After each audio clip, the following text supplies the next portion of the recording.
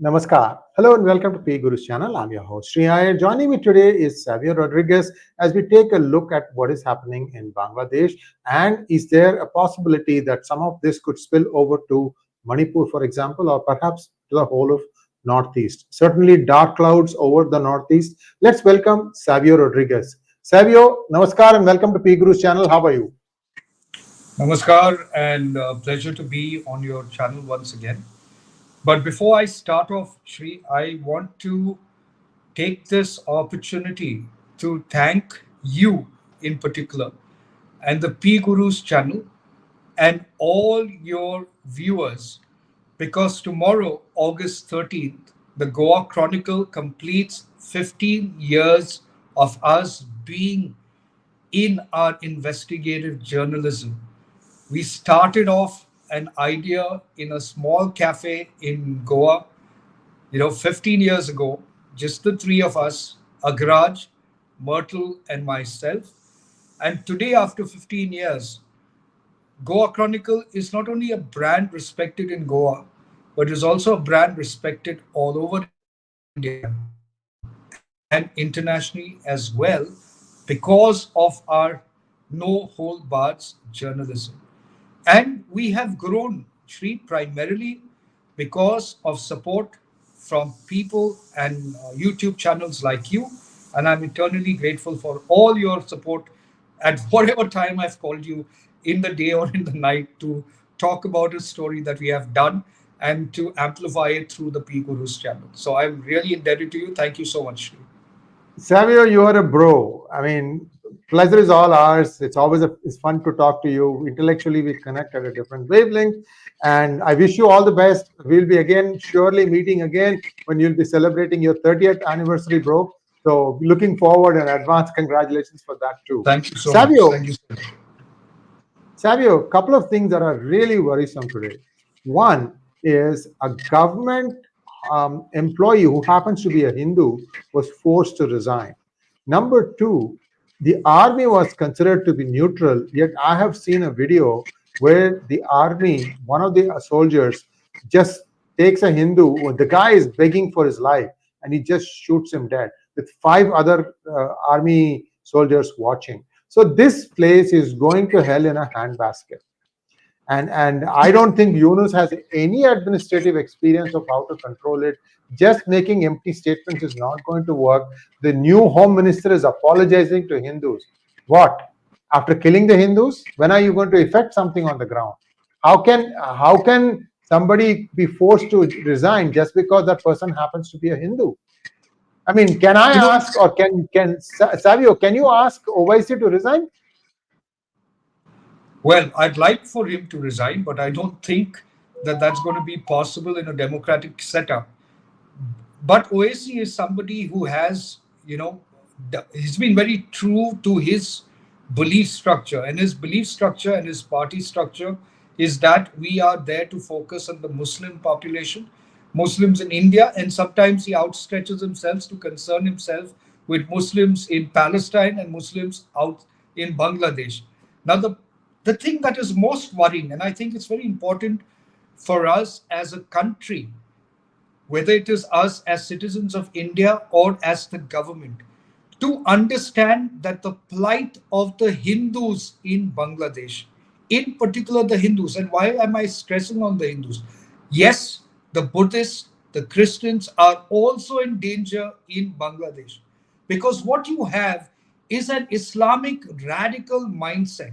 And an Islamic radical mindset is known to go after, torture, and kill, rape, and even cause immense harm to people who don't belong to their faith, and more importantly, when they have the support of the powers that are in place, they go completely berserk. They cannot be controlled, and they never have been controlled.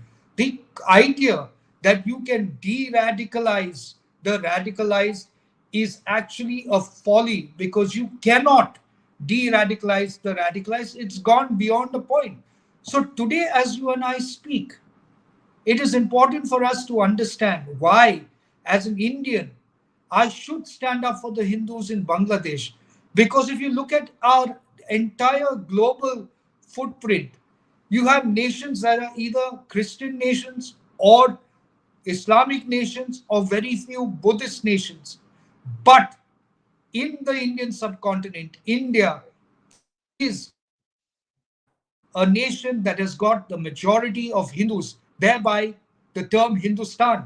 So it is our responsibility as a neighboring country to do everything in our power to ensure that the thousands and the lakhs of Hindus in Bangladesh are protected and are safe from the onslaught they are facing on an hourly basis.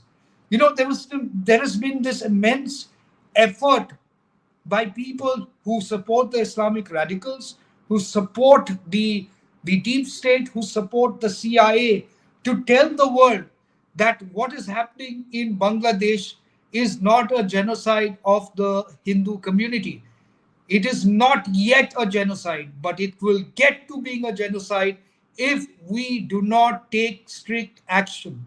We have seen the power of Islamic radicals within our own country. We saw it in Kashmir.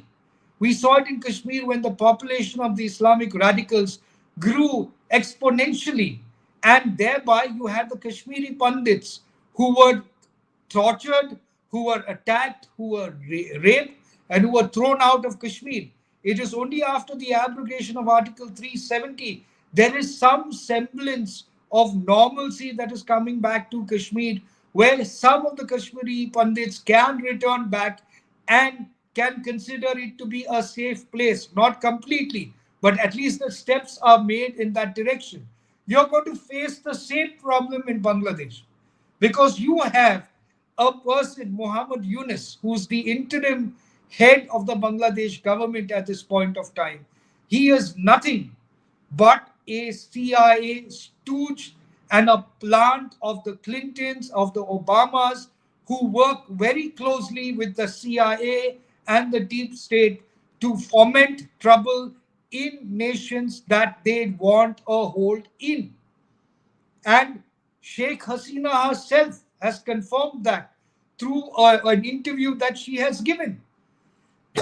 So it's important for us to understand, are we as India, a Hindu majority nation, doing enough to protect the Hindus in Bangladesh? Has the government taken a stand? The government has already has. It's formed a committee. It is in talks with certain people in Bangladesh, certain leaders.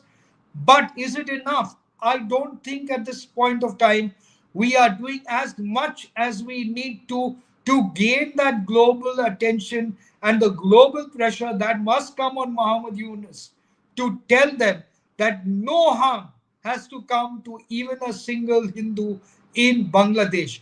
We need to be prepared, and we are already having an influx of Hindus coming into wanting to come into India at the borders.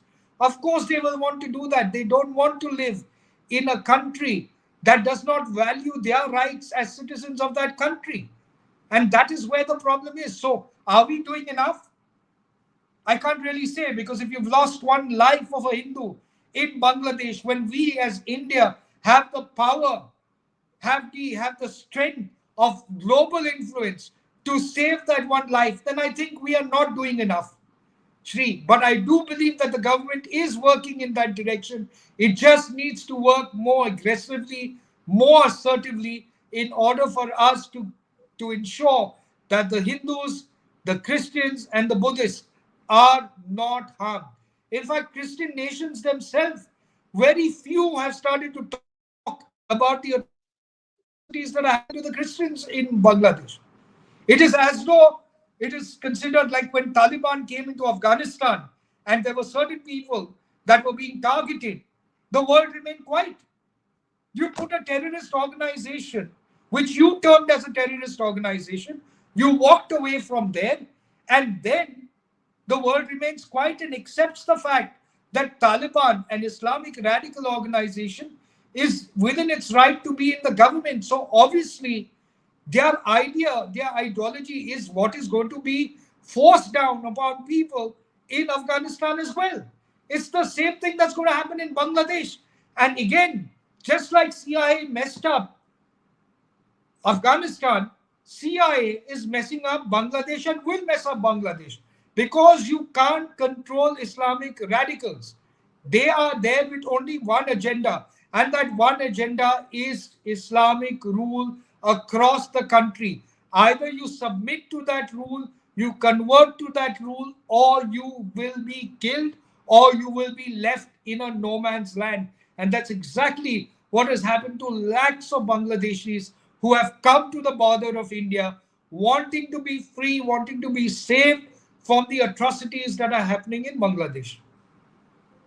Savio, a couple of things that the government can do even today is establish a buffer zone inside Bangladesh, and it's sort of like converted into a refugee tent, but don't allow UN to come in. It's a problem between India and Bangladesh. India can control this. There are things like that that can be done, because there you can keep expanding the tents as more and more people come in, and you can also fence off the tent in the sense that you can give protection so nobody can come in and touch them there. This is just a temporary measure, but at the same time, this committee business, I'm very sorry, I'm very leery of committees. Committees don't do anything. They can't decide on anything. And anyway, that's just my experience. You have one more thing. Just, Go ahead. 1 second, sir. If there is a person that is a good friend of both of us, Sree 𝗤𝗏𝗍𝗔, looks like he has suffered food poisoning on a flight from I think Hyderabad to Delhi on an Indigo airline flight, and he's actually in ICU fighting for his life. And let's all pray for his life and hope that he'll come out of this fine. And his wife is the one who has released his information. You've worked with 𝗤𝗏𝗍𝗔. I've worked with 𝗤𝗏𝗍𝗔, and he has been a regular on PGurus channel also. And our thoughts and prayers are with him for a full and speedy recovery. Back to you. Please finish your thought.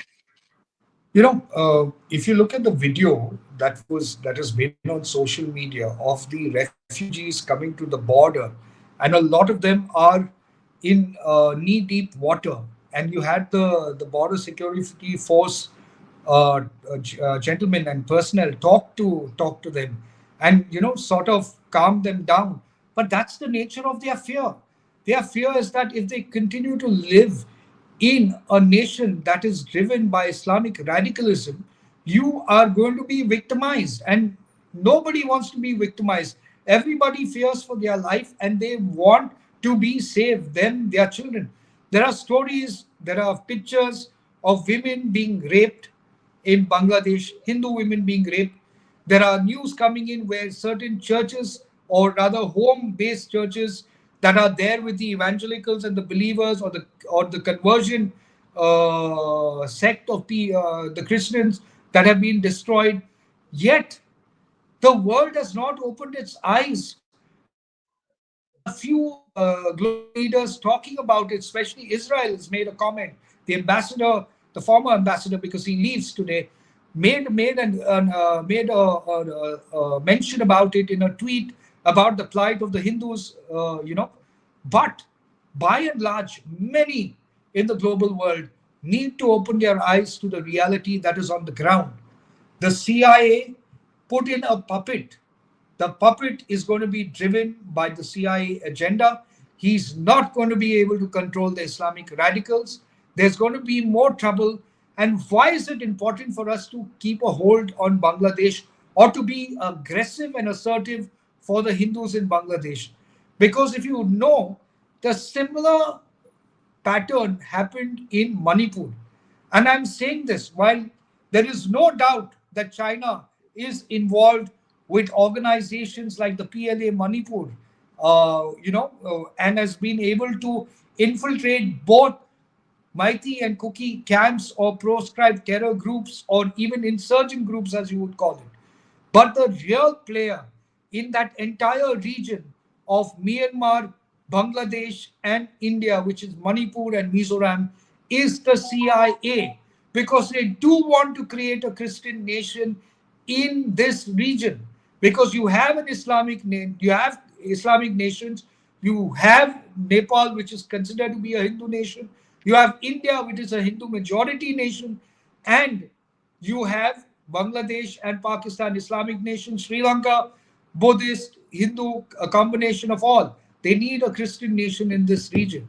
And the only way they can arrive at that is by carving out Bangladesh and a part of it, carving out the Chin state in Myanmar and carving out Manipur and Mizoram. And that is why you will not have the what you would call the Chin cookies relenting to the fact that they should make peace with the indigenous Métis people. They will not do it. They're going to ask for a separate administration at the start.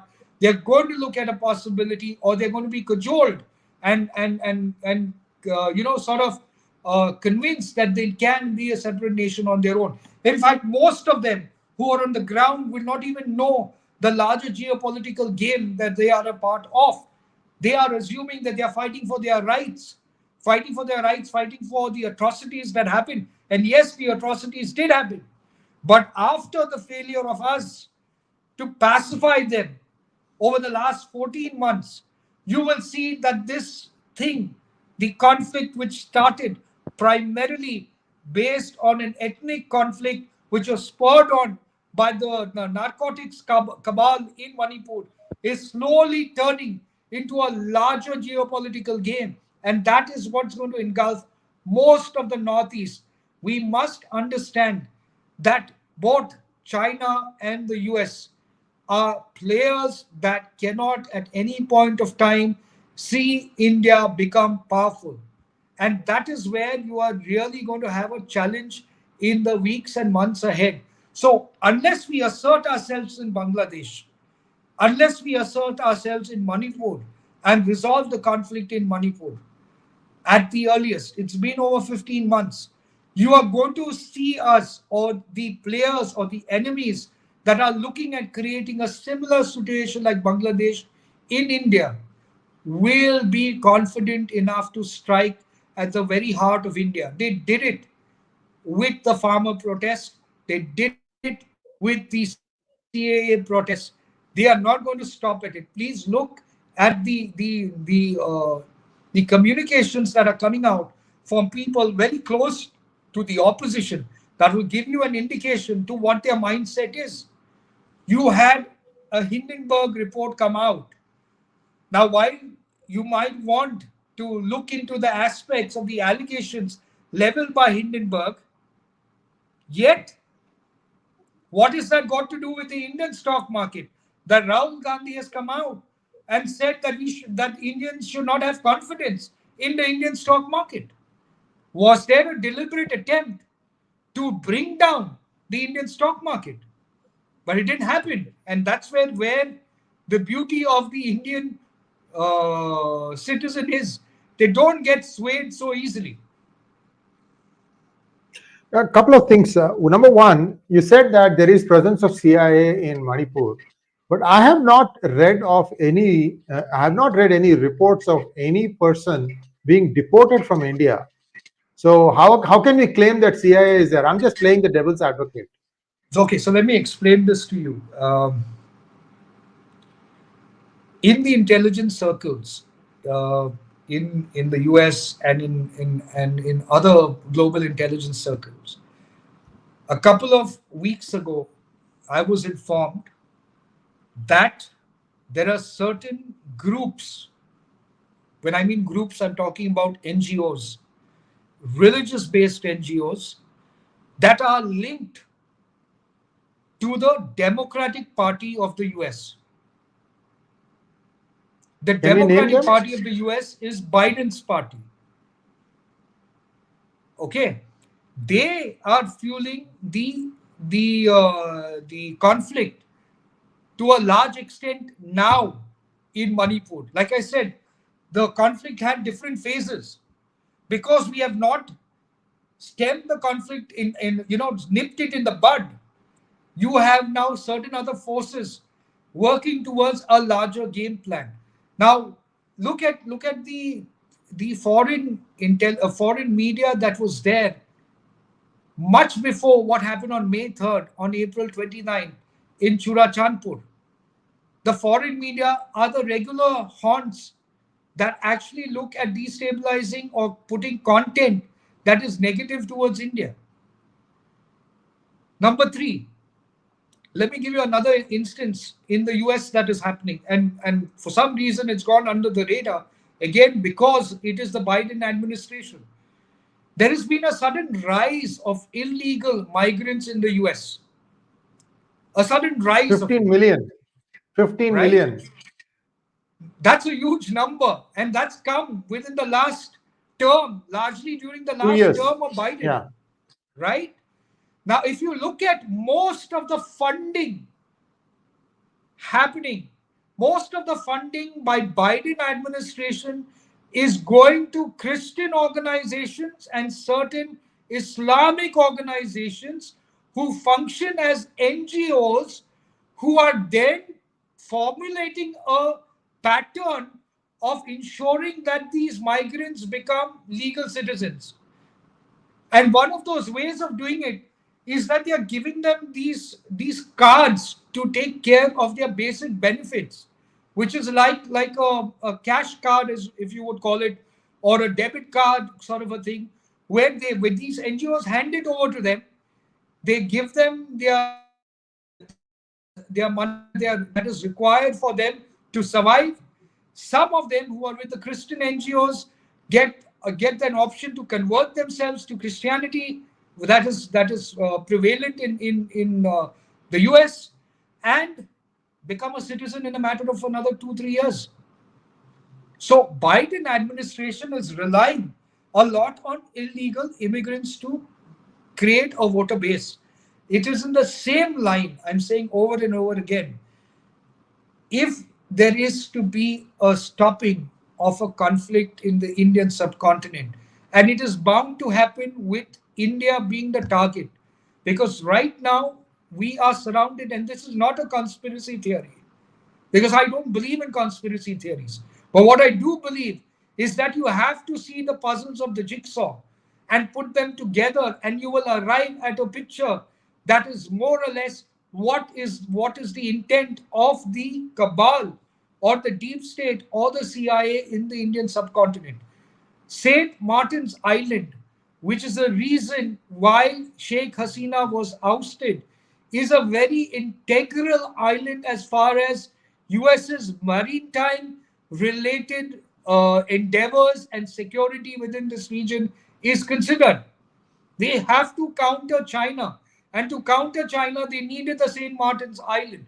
But Sheikh Hasina was reluctant on that. And that is one of the reasons, she herself has said in her interview, is one of the reasons why the US worked to ousting her out.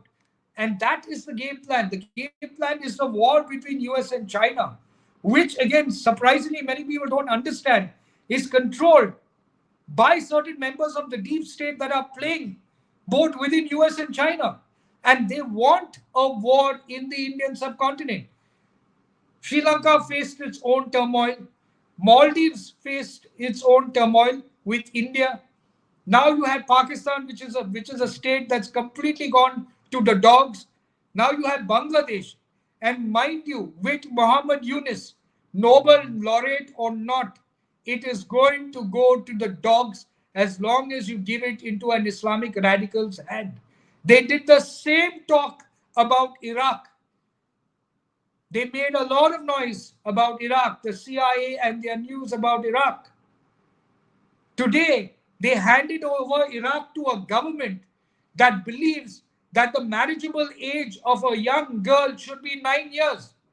This is the same US government, the same CIA that allowed for an Iraqi government to come in that believes that the legal marriage age of a woman is 9 years. So they did the same mess in Taliban, where the women and girl child cannot educate themselves. They're going to do the same in Iraq, and you can bet that there's going to be worse in Bangladesh. But we are concerned about the Hindus. We're concerned about the Christians. And therefore, it is important for Narendra Modi and the Indian government to take an aggressive stand to save every single life of a Hindu in Bangladesh, because we are a Hindu majority nation, and it is our duty to do that. It's our dharma. Thank you so much. Thank you so much. And I'll give you a thought about this. Problem is in Bangladesh, and the External Affairs Minister is sitting in Maldives trying to make a deal. Go figure that out. I don't know what it is. Anyway, just an observation. Let's take some questions, Savio. First question, if you have the questions, please. Srikant Iyer wants to know, looks like the BJP MP RK Sinha welcomed Hindus to take shelters, but won't we want more resources to support them? This is the wrong approach, in my opinion. The moment you move from your land, you have nothing left. You got to put a stand there and fight, and that's what India needs to do. Help them with the tools to stand and make a fight, not move away. That is the wrong approach. Sir, your thoughts? Well, I agree with you. I think by allowing for us to reach out to the refugees at this point of time, we will only be further intensifying the dangers we have at the borders, because we do not know at this point of time who is with us and who is not with us. But what we need to do, there are people fighting for Palestine and the rights of the Palestinians, and in course of the Israel-Hamas war, right, which has its own legitimate reasons. Why isn't the world fighting for the rights of the Hindus? Why are they not fighting? Why is it that India, why should we be in a position to treat them as refugees? They are not refugees, right? They are citizens of Bangladesh. Why shouldn't a Hindu who's believed that Bangladesh was his land be given the rights that should have been given to him from that country? Just because it becomes an Islamic country, he is supposed to lose all his rights. Are we supposed to then house everyone? Bangladesh was a Sanatan Dharma driven nation.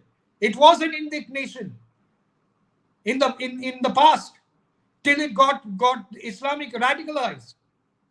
The solution is not in providing refugee status to people. We did that to the people of Kashmir, when we should have fought. The government at that point of time should have fought for them and said, this is your land, and we will drive away the people who are throwing our people away from the land because they are Hindus. It's the same we have to do in Bangladesh. I'm sorry, I don't believe in being, this goody two shoes, because you're not dealing with goody two shoe people. You're dealing with diabolical people. And the only way, there is no carrot and stick approach. There is only a stick. And we have to fight. The world has to open their eyes to the plight of the Hindus. Every time during the Palestinian war that has been going on, the Israel-Hamas war, you have all eyes on Rafah. Where is that crowd gone, Sree? There are no eyes on Bangladesh. There's no eyes on Dhaka. What happened to the Bollywood? The cat caught their tongue or bit their tongue. Why are you stopping there? Why don't you ask India Alliance? Precisely. Where are the politicians? Where's Rahul Gandhi? Everybody was talking about Palestinian, debts. Yes, you had a right to question that. What about your right to question the plight of the Hindus, the women who are getting raped, the men who are getting killed? What is the plight? What is your right on that? You want to remain ignorant of it because Hindu lives don't matter. You only deal with Islamic radicalism with a stick. There's no other way to deal with it. Next one, please. NN wants to know, sir, if India could show spine in 71 when it was much weaker, what is stopping India government now? What are they scared of? I don't have an answer to that. I believe the Indian government believes in diplomacy, and in their wisdom, they think that's the right way to go ahead. Sree and I could be completely wrong. But I believe through experience, limited experience, because I'm not a part of the government, but what I understand with what has happened in the past, that Islamic radical nations or nations that have been Islamically radicalized cannot change their course unless through strong force. The Americans could not do anything to the Taliban Or rather, the Taliban fought with the Americans till they became a terror outfit. The same is going to happen then. Muhammad Yunus is a useless person. He is not a leader of a nation. No Nobel laureate is capable of dealing with Islamic radicals. Last question. Kushanan Keshav wants to know, Puppet Bangladesh has openly made statement that it is difficult to cooperate with India. Is there an imminent threat to India, or is it a game plan to demoralize India? See, Bangladesh will work on different levels with India. They'll blow hot and they will blow cold. They will try and tell the world that we are doing things to protect the Hindus. But by and large, the problems that the Hindus are facing in Bangladesh needs to have global attention. We need to have every single one. Please tell me, what are the level of protests happening in India, demanding from stern action from the Indian government towards the Hindus in Bangladesh? There have been protests in India when it came to protecting the rights of the people of Palestine. Why is there no protest in India protecting the rights of the Hindus in Bangladesh? Why is the BJP leading that? Only BJP can answer this thing. They're going to this, what do you call that? Ostrich mode. Just bury their head in the sand and not say anything. And we'll wait and see. These are all. No, I believe they will do something, but I'm saying they need to be aggressive. Please, I'm saying this over and over again. We are dealing with diabolical demons. Islamic radicals are those zombies. They don't have a mind. If they were to see a Hindu woman and there was a group of 9 people, you can be rest assured that that woman's going to be gang raped. You have people like the 𝗟𝗂𝘅, the Lutyens fact checker, who's putting out messages that, the Muslims are protecting the Hindu houses. But protecting the Hindu houses from whom? The people attacking them are Islamic radicals. I'm not talking about bullshitter. Let it go. All right. Well, we have more questions than answers for this problem. At least we can highlight the challenges. Right now, there is so much disinformation going on and so much obfuscation also. Shadow ban of PGurus has started in a very, very big way, which is why we keep asking you guys to like the video as soon as it starts. That's the only way we can at least force the algorithm to spread this thing more. If you would rather watch the whole video and then press the like button, that's up to you. But we need some help here. This video is well below par. That's all I can say. Savio and I have really know the feeling on the ground. We know what is going on, and we are speaking the truth. We carry no brief for anybody. Thank you, Savio, and viewers, please like, share, and subscribe to our channel. We'll see you very soon again, Savio. Thank you. I just want to make one point. Okay, if that's all right. When the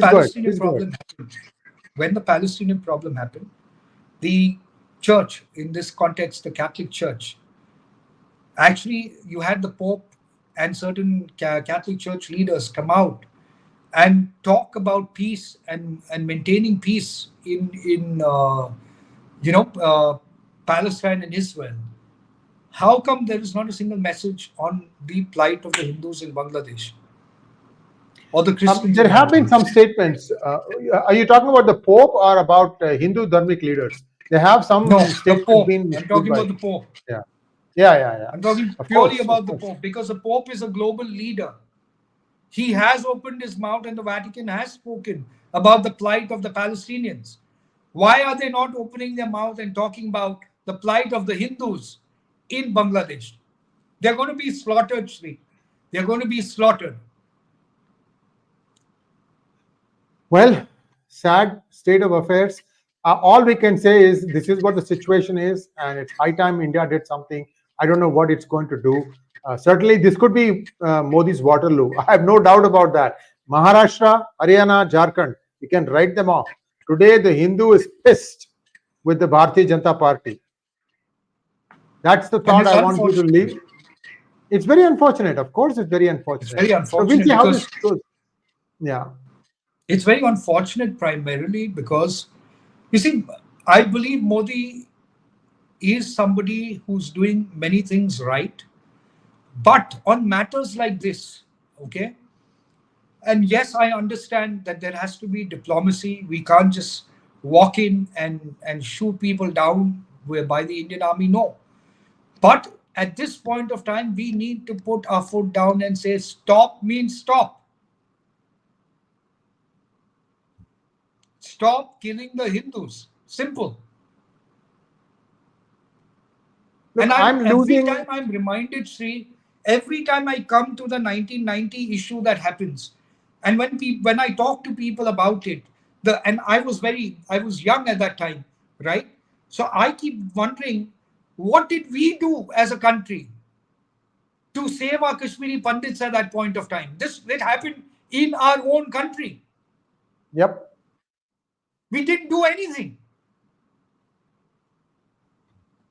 We allowed them to continue to Islamicize the entire subcontinent. We keep saying we have protected Sanatan Dharma, we have protected Sanatan Dharma. The entire Indian subcontinent was Indic culture. The entire Indian subcontinent. And yet we are happy that, okay, India is, got a considerable population of Hindu majority. Pakistan was a part of India.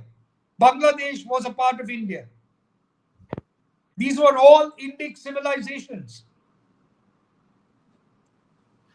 So there is an interesting comment here, and I want to respond to that. Venkatesan Rangaswamy says, Sree Iyer sitting in US and making nonsense comments on government. Nobody can make magic in a single day. Mr. Venkatesan, I'm actually sitting in India right now, so that is factually wrong. Second of all, if you looked at TV or in social media, in every big city in the West, Hindus are out in numbers protesting against what is happening to Hindus in Bangladesh. Have you taken your rather white butt out on the street and protested? Did you do it? What gives you the authority to ask me? I'm sorry to say this thing. No Hindu has come out on the streets in India. What's going on? I don't understand this. Anyway, this is where I'd like to stop. Sorry? Precisely. Nobody's come out on the streets. So why keep telling that Modi has to do something? Well, you can make him do something. Show the street power. And this includes RSS also. I don't know what they are waiting for. Anyway, so this is just our 2 cents. When the army starts killing Hindus, that's when I get discouraged. I saw it with my own eyes today. I'm very discouraged. That's why I'm so concerned. And I agree with Savio that they are going to completely cleanse Bangladesh of Hindus unless India acts decisively. Correct. Thank you so much. Namaskar. Bye.